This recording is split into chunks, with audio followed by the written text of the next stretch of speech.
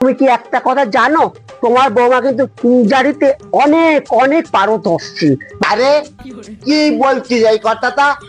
তুই আগে বলছি, আগে তো কোনোদিন আমাকে বলিসনি। এত ভালো ইংরাজি জানে, তাহলে তো পাড়ার অলংকার, পাড়ার গর্ব ছে। তোমাকে আমি এখনই শোনাচ্ছি, তুমি শুনবা তো? চলো। কিন্তু ইংরাজি তো আমারও একটু শুনতে ইচ্ছা করে, তাহলে চল একটু বৌমার মুখে ইংরাজিটা শুনে আছি। এই শোনো একটা কথা, তুমি একটু তোমার শ্বশুরকে তোমার ইংরাজিটা শিখিয়ে দাও তো, মানে শুনিয়ে দাও, তাতে শিখতে পারবে। তুমি তো ইংরাজি জানো, আমি বলেছি। একটু একটু নাও তো। তোমার কি কোনো সেন্স নেই, ইডিয়েট? বৌমা বলছি, ইডিয়েট মানে কি গো? ইডিয়েট মানে খারাপ কিছু না, ভালো মানুষ। ও বাবা, ফোনটা এই তোমার মা ফোন করেছে, মানে আমার শাশুড়ি মা ফোন করেছে। এই না, কথা বলো। হ্যাঁ, বাবাও পাশে আছে না। বাবাকেই আগে দাও।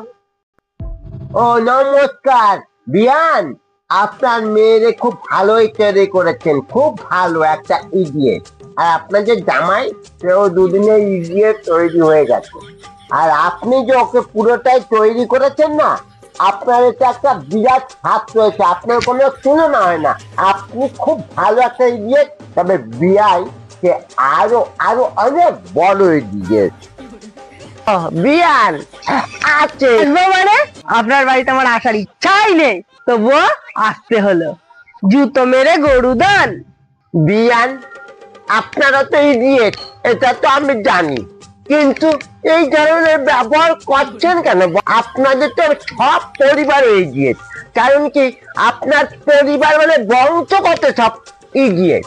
এই জন্য এর জন্য আপনাকে আমি তো ভালো কথাই বলেছি, তাতে আপনি এরকম হন্তদন্ত হয়ে এরকম বাজে কথা বলছেন কেন?